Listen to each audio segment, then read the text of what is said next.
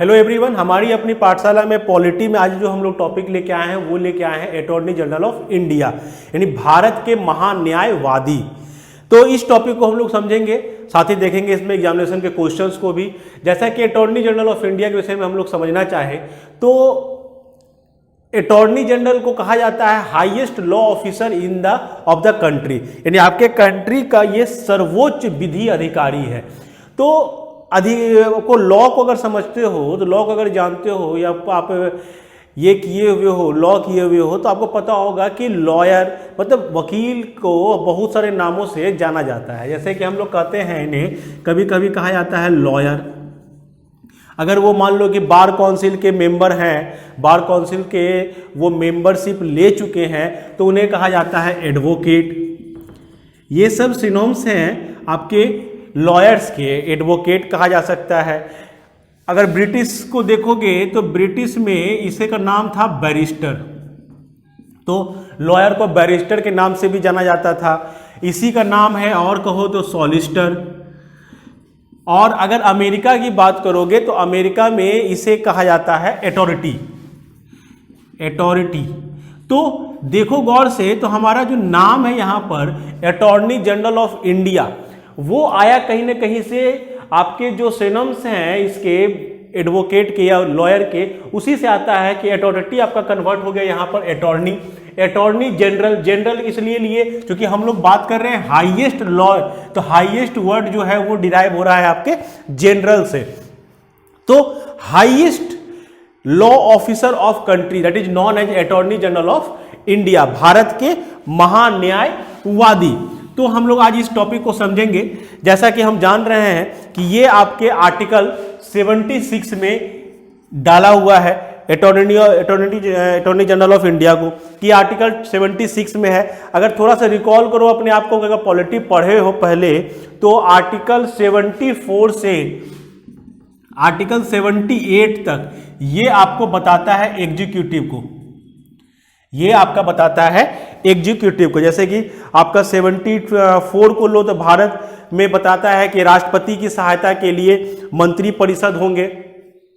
75 को देखो तो प्रधानमंत्री की नियुक्ति राष्ट्रपति करेंगे। तो यानी कि हम कहीं ना कहीं एग्जीक्यूटिव को पढ़ रहे, कार्यपालिका को पढ़ रहे हैं। 3 सेक्शन होता था ना आपका, कार्यपालिका, न्यायपालिका और विधायिका। तो कार्यपालिका को जब हम पढ़ रहे हैं तो 74 से 78 तक कार्यपालिका को संविधान में पढ़ाया गया है।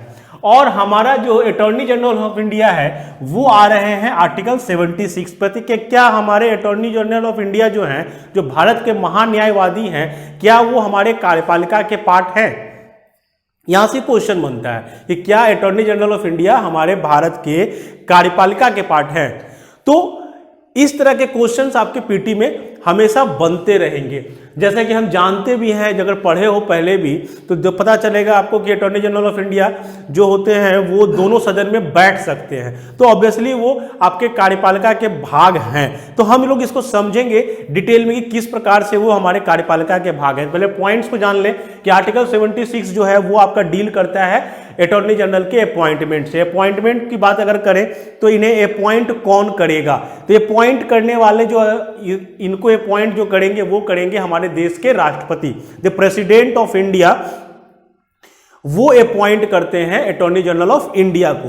तो किसे अपॉइंट करेंगे उसके लिए क्वालिफिकेशन है, जैसा कि लिखा हुआ भी है कि उच्चतम न्यायालय के न्यायाधीश नियुक्त होने की जो भी क्वालिफिकेशन होंगी, यानी सुप्रीम कोर्ट के जज बनने की जो भी क्वालिफिकेशन होगी, वही क्वालिफिकेशन है अटॉर्नी जनरल ऑफ इंडिया के लिए।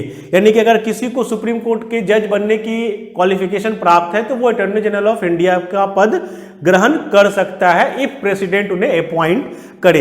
क्या क्या हो सकता है आपका, अगर इसको रिकॉल कर लो थोड़ा सा, तो पहला तो वो सिटीजन ऑफ इंडिया होना चाहिए, यानी भारत के नागरिक होना चाहिए।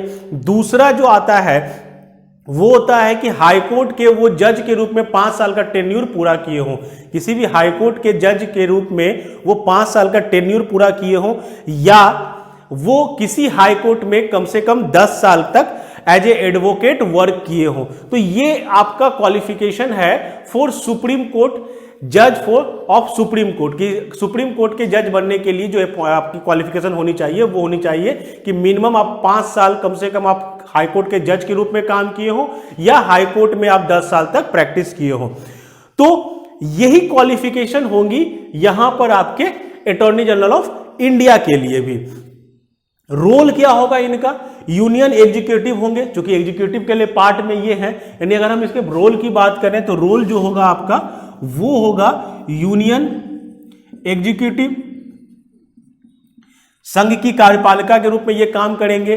और क्या काम करेंगे, ये होंगे आपके लीगल एडवाइजर, जो भी आपका लीगल पार्ट होगा आपके कार्यपालिका का उसे एडवाइस करने के लिए ये रहेंगे। तो ये आपका रहा आपका अपॉइंटमेंट किस प्रकार इनका होता है। कुछ जगहों पर कॉन्स्टिट्यूशन हमारा एकदम साइलेंट है, ध्यान से समझना। इसको हम लोग इसलिए पढ़ रहे हैं क्योंकि एग्जामिनेशन में वही पूछा जाता है जो नहीं होता है, जो होता है वो नहीं पूछा जाता है, जो नहीं होता है वही पूछा जाता है। कॉन्स्टिट्यूशन जो है आपका साइलेंट है कुछ पार्ट में। कौन कौन से पार्ट में, पहला चीज टर्म एंड टेन्यूर, कि अटॉर्नी जनरल ऑफ इंडिया का टर्म या टेन्यूर क्या होगा, वो कितने दिनों के लिए होंगे। जैसे कि हम ही लोग नौकरी करेंगे तो नौकरी करने के लिए हम लोग करेंगे भाई 60 साल तक आप नौकरी कर सकते हो, 60 साल के बाद आपको रिटायर कर दिया जाएगा। तो मान लो इवन आपके प्रधानमंत्री ही हैं तो 5 साल का टेन्यूर है उनका, 5 साल के बाद उनको फिर से चुनाव लड़ना है, फिर आएंगे वो। राष्ट्रपति हैं हमारे तो 5 साल के लिए राष्ट्रपति हैं। तो सभी का कोई ना कोई कार्यकाल निर्धारित है। बट हमारा कॉन्स्टिट्यूशन महान न्यायवादी के केस में एकदम साइलेंट रहा कि इनका टर्म या टेन्यूर कौन सा होगा, कितने दिनों के लिए ये होंगे, इनका कार्यकाल क्या होगा, ये आपके कॉन्स्टिट्यूशन में डिस्क्राइब नहीं है। दूसरा बात, प्रोसीड्यूर फॉर रिमूवल, अगर उन्हें पदच्युत करना है तो पदच्युत करने का क्या तरीका होगा, कौन सी विधि होगी, वो विधि आपका कॉन्स्टिट्यूशन में मेंशन नहीं है। फिर ग्राउंड्स फॉर रिमूवल, कि किस ग्राउंड पर उन्हें पदच्युत करना है, वो ग्राउंड भी वहां पर आपका मेंशन नहीं है। और फिर आ जाए उसका सैलरी पर, उसका वेतन भत्ता कितना मिलेगा, ये भी वहां पर मेंशन नहीं। ध्यान देना है, ये इंपॉर्टेंट है कि इवन आप किसी भी मान लो छोटा जॉब की भी बात करोगे तो वहां पर आपको उसका ये सब चीज लिखा रहता है कि किस कारण से उसे नौकरी से निकाला जाएगा, किस तरीके से निकाला जाएगा, उसकी सैलरी कितनी होगी, वो कितने दिनों तक काम करेगा। बट इस केस में यहां पर ऐसा कुछ भी आपके कॉन्स्टिट्यूशन में लिखा हुआ नहीं है। यानी कि आप समझो, इसको ऐसे समझो कि इसमें अगर बात करो तो नो एज बार है, वहां पर कोई एज बार नहीं है कि मिनिमम कितना उम्र होना चाहिए या मैक्सिमम कितना उम्र होना चाहिए, ऐसा कहीं भी आपके कॉन्स्टिट्यूशन में लिखा हुआ नहीं है। इसके पीछे एक लॉजिक भी है। लॉजिक अगर तुरंत छोटा सा शॉर्ट में समझा देते हैं, लॉजिक क्या होता है कि वकील है ये आपके, ये सरकार के एडवोकेट है। तो एडवोकेट जो होते हैं वो सरकार, मतलब जैसे हमारा, हम मान लो किसी को एडवोकेट रखते हैं तो हम उस एडवोकेट के साथ काम करने में कंफर्टेबल है या नहीं है, ये हम डिसाइड करेंगे। और जैसे ही सरकार चेंज करेगी तो वो ऑटोमेटिकली वो एडवोकेट भी चेंज हो जाएंगे, जो आपका एक कन्वेंशन भी है। कहा भी जाता है कि ये अपना ऑफिस जो है प्लीजर ऑफ द प्रेसिडेंट, मतलब प्रेसिडेंट की मर्जी के पर ये है कि जिनको जब तक वो चाहेंगे रखेंगे। और एक जनरल जो कन्वेंशन है कि जैसे ही सरकार बदलती है अटॉर्नी जनरल ऑफ इंडिया अपने पद से रिजाइन दे देते हैं, क्योंकि जैसे सरकार बदलने का मतलब मान लो कि कोई दूसरी पार्टी की सरकार आ गई, जैसे ही सरकार बदलती है वो अटॉर्नी जनरल ऑफ इंडिया अपने पद से रिजाइन कर देते हैं, क्योंकि आप वकील को अपने हिसाब से रखना चाहेंगे। इसीलिए इनका कोई टेन्यूर नहीं है, इनका कोई प्रोसीड्यूर ऑफ रिमूवल नहीं बताया गया है, ग्राउंड ऑफ रिमूवल नहीं बताया गया है, ये कारण है। चलो कारण को हम लोग बाद में समझेंगे, फिलहाल इतना आपको याद रखना है एग्जामिनेशन पॉइंट ऑफ व्यू से कि ये चारों टर्म पर आपका कॉन्स्टिट्यूशन जो है वो पूरी तरह से साइलेंट है। अब बात करते हैं इसके फंक्शन पर कि फंक्शन क्या क्या रहेगा। तो बात करते हैं फंक्शन, कौन कौन से इसके कार्य रहेंगे। पहला तो ये सर्वोच्च विधि अधिकारी, चीफ लॉ ऑफिसर है आपके कंट्री के, तो ये रहेंगे आपके चीफ लॉ ऑफिसर। दूसरा, ऑडियंस इन ऑल कोर्ट, जितनी भी आपके कोर्ट है पूरे इंडिया में उस सभी कोर्ट में ये ऑडियंस की तरह रहेंगे, वहां पर जाके ये बैठ के उसकी हेयरिंग को सुन सकते हैं। इन्हें किसी भी कोर्ट से मतलब उनके हेयरिंग को सुनने से रोका नहीं जा सकता है। तो ये चाहे वो सुप्रीम कोर्ट हो चाहे वो हाई कोर्ट हो, वो किसी भी कोर्ट में जाकर वहां पर एज ए ऑडियंस वो बैठ सकते हैं, ये उनको पावर दिया गया है। रिप्रेजेंट करेंगे गवर्नमेंट ऑफ इंडिया को सुप्रीम कोर्ट में और रिप्रेजेंट करेंगे गवर्नमेंट ऑफ इंडिया को हाई कोर्ट में। तो ये इनका फंक्शन है कि ये इस तरीके से काम करेंगे, ये गवर्नमेंट ऑफ इंडिया को सुप्रीम कोर्ट और हाई कोर्ट दोनों जगह पर रिप्रेजेंट करेंगे। स्पेशल फीचर इसमें दिया हुआ है कि संसद के दोनों सदन की कार्रवाई में शामिल होने का अधिकार, क्योंकि हमने स्टार्ट ही यहीं से लिया था कि आर्टिकल 76 में है, आर्टिकल 74 से 78 तक आपका एग्जीक्यूटिव है, तो ये कहीं ना कहीं एग्जीक्यूटिव के पार्ट है। क्योंकि एग्जीक्यूटिव के पार्ट है इसलिए ये संसद के दोनों सदन, चाहे वो लोकसभा हो चाहे वो राज्यसभा हो, दोनों सदनों में ये बैठ सकते हैं और कार्रवाई में बैठ के सुन सकते हैं, वहां पर ये बोल भी सकते हैं। तो कारण अगर पूछा जाए तो कारण समझ लो, क्योंकि ये यूनियन एग्जीक्यूटिव के पार्ट है इसलिए इन्हें संसद में बैठने का अधिकार है, बोलने का अधिकार है, बट वोट देने का अधिकार इन्हें नहीं है। इन्हें वोट देने का अधिकार नहीं है, ये वहां पर वोट नहीं दे सकते हैं। वोट कौन देगा? तो वोट देंगे वहां पर एमपी, जो जनता के द्वारा चुन के आए। तो ये एक खूबसूरती से बैलेंस किया गया है कि आप एग्जीक्यूटिव के पार्ट तो हैं बट आपको वोट देने का राइट नहीं होगा। ये एग्जामिनेशन में क्वेश्चन भी हमेशा पूछता है कि कौन सा ऐसा, मतलब कौन व्यक्ति ऐसा है जो संसद में बैठ सकता है, बोल सकता है मगर वोट नहीं दे सकता है। That is attorney general of India. हम क्वेश्चंस को भी देखेंगे तो क्वेश्चन में भी ये क्वेश्चन तो आपको कई बार एग्जामिनेशन में पूछा जा चुका है। द मोस्ट इंपॉर्टेंट पॉइंट अगर कहो तो इस टॉपिक का यही रहता है कि जनरली ये क्वेश्चन आपके एग्जामिनेशन में हमेशा आता ही आता है। जैसा कि एक क्वेश्चन भी है आपका कि पार्लियामेंट संसद के किसी सदन के सदस्य ना होने पर भी कौन है जो बैठक में भाग ले सकता है, ये आपके छत्तीसगढ़ में पूछा गया था। सेम क्वेश्चन को पूछा गया था आपके बीपीएससी में 60 से 62वीं के बीपीएससी में कि भारत सरकार का कौन सा अधिकारी सदस्य ना होते हुए भी भारतीय संसद की कार्रवाई में भाग लेने का अधिकार रखता है। यही क्वेश्चन को फिर पूछा गया है बीपीएससी में ही 2008 में, एक गैर सदस्य के रूप में संसद के किसी भी सदन में कार्रवाई में भाग कौन ले सकता है। तो ध्यान से समझो कि ये क्वेश्चन आपके एग्जामिनेशन में कई बार आ चुका है, कई बार ये क्वेश्चन आ चुका है। एक क्वेश्चन आपके सामने हम जो ला रहे हैं वो देखो, ये आईएएस के यूपीएससी के 2013 के क्वेश्चन में आया था, जो क्वेश्चन आपको दिखेगा भी। निम्नलिखित कथनों पर विचार कीजिए।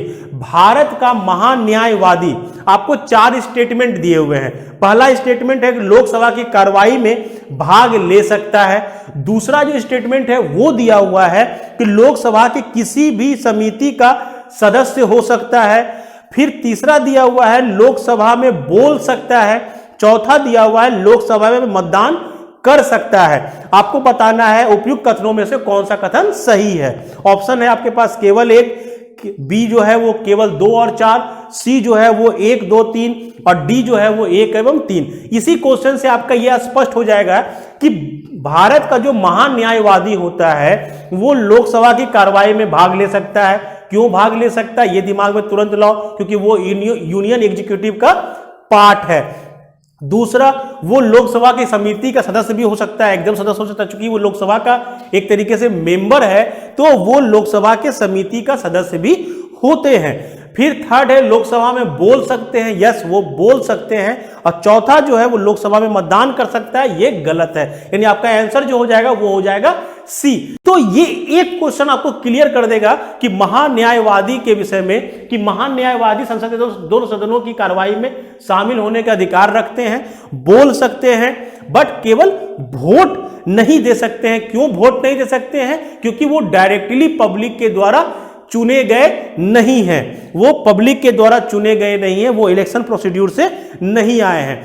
तो ये आपका हो गया संसद के दोनों सदनों में कार्रवाई में शामिल होने का अधिकार देती है। Special function of attorney general of India, यानी ये कैबिनेट के मिनिस्टर नहीं है, ये गवर्नमेंट के सर्वेंट नहीं है, उसके बावजूद ये आपके कार्यपालिका के मेंबर हैं। अब आ जाओ लिमिटेशन पर कि लिमिटेशन कहां कहां रहेगा। तो ध्यान देना, अटॉर्नी जनरल ऑफ इंडिया का लिमिटेशन जो है वो पहला लिमिटेशन तो है कि वो जब तक उस पद पर है वो गवर्नमेंट ऑफ इंडिया के अगेंस्ट कोई भी केस नहीं लड़ सकते हैं या कोई भी केस नहीं ले सकते हैं, क्योंकि वो बेसिकली तो एडवोकेट ही हैं। तो एडवोकेट होने के कारण उनके पास केसेज आ सकता है, बट वो गवर्नमेंट ऑफ इंडिया के अगेंस्ट कोई भी केस नहीं ले सकते हैं, चाहे वो सिविल कोर्ट सिविल केसेज हो चाहे वो क्रिमिनल केसेज हो। वैसे ही वो किसी भी ऑर्गेनाइजेशन के, या कहो कि ऑर्गेनाइजेशन के वो डायरेक्टर के पद पर नहीं बैठ सकते हैं। अगर बैठना भी उनको होगा तो वो गवर्नमेंट ऑफ इंडिया के परमिशन के बाद ही बैठ सकते हैं। अगर मान लो एग्जामिनेशन में क्वेश्चन ये पूछता है कि क्या अटॉर्नी जनरल ऑफ इंडिया जो है वो प्राइवेट प्रैक्टिस कर सकते हैं, आपका आंसर होना चाहिए वहां पर यस, वो प्राइवेट प्रैक्टिस कर सकते हैं, बशर्ते कि जो उनकी लिमिटेशन है उस पर वो कंट्रोल रखे। मतलब क्या हुआ, वो अपना प्राइवेट प्रैक्टिस कर सकते हैं, वहां पे कोई रोक टोक नहीं है, बशर्ते कि वो गवर्नमेंट ऑफ इंडिया के अगेंस्ट में कहीं पर कोई केस ना ले। तो ये थी इसके लिमिटेशंस। तो hope attorney general of India आपको कॉन्सेप्ट क्लियर हुआ होगा। और एग्जामिनेशन में इससे कई क्वेश्चन आए हुए हैं, बहुत सारे क्वेश्चन आए हुए हैं। इवन बीपीएससी में कम से कम 7 से 8 क्वेश्चन इस टॉपिक से आए हुए हैं। यूपीएससी से क्वेश्चन लगातार पूछती है। तो होप आपको वो सारे क्वेश्चंस क्लियर हो जाएंगे। अगर क्लास अच्छा लगा हो तो लाइक करें, सब्सक्राइब करें। Thank you.